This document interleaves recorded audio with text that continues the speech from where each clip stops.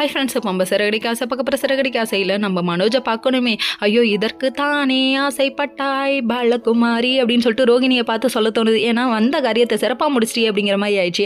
அப்படி என்னப்பான்னு பார்த்தீங்களா, எத்தனை நாள் கொலவெறியும் உங்கள் அம்மா பேச்சை கேட்டலாட அனுபவிடான்னு சொல்லிட்டு புருஷனை இப்படி கோத்துட்டு வேடிக்கை பார்க்குறியே அப்படிங்கிற மாதிரி ஆயிடுச்சு. அதுக்கப்புறம் கடைசியில் பார்த்தா என்ன இப்படி தலைகீழாக தொங்க விட்டுருக்கானுங்க. நிமித்தி விடு ரோகிணின்னு சொல்ல, தடிமாடி உன்னை போய் நிமித்த முடியுமாடான்னு சொல்லிட்டு இங்கே ஒரு கூத்து நடக்குது. நம்ம வேணா மசாஜ் பண்ணி விட்டுமா அப்படின்னு சொல்ல, நீ பார்லர்காரி நிரூபிக்கிறியமா அப்படிங்கிற மாதிரி ஆயிடுச்சு. சரி, மணிக்கு ஒரு முறை மங்குனி அமைச்சர் என்று நீ நிரூபிக்கிறாய் அப்படிங்கிற மாதிரி ஆயிடுச்சு. அங்கே என்ன பேசிக்கிறாங்கன்னு போய் கேளுன்னு சொல்ல, முத்துவும் மீனாவும் வந்திருக்காங்கன்னு சொல்ல, அச்சோ இவங்களுக்கு மட்டும் நம்ம இங்கே இருக்க தெரிஞ்சதுன்னா சிங்கப்பட்டுடுவோம் கோபாலு அப்படிங்கிற மாதிரி ஆயிடுச்சு.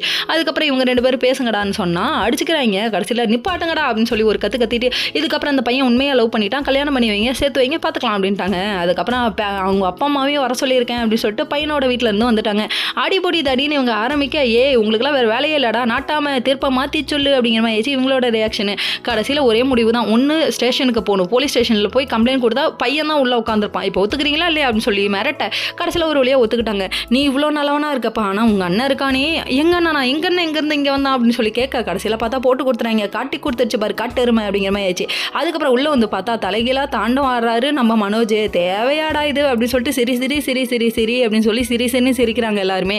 அதுக்கப்புறமா கஷ்டப்பட்டு அவர் நிமித்து, எப்பா ஒரு நிமிஷம் 2 நிமிஷம் காலை தூக்கிட்டு நின்னாலே நம்மளாலாம் முடியாது, தலை சுத்தம், எப்படிப்பா உன்னால் எப்படி முடியுது அப்படிங்கிற மாதிரி ஆயிடுச்சு. சரி விடுங்க, ஒரே ஒரு சீனை ஓயாமல் தேய்க்கிறாங்க அப்படிங்கிற மாதிரி ஆயிடுச்சு.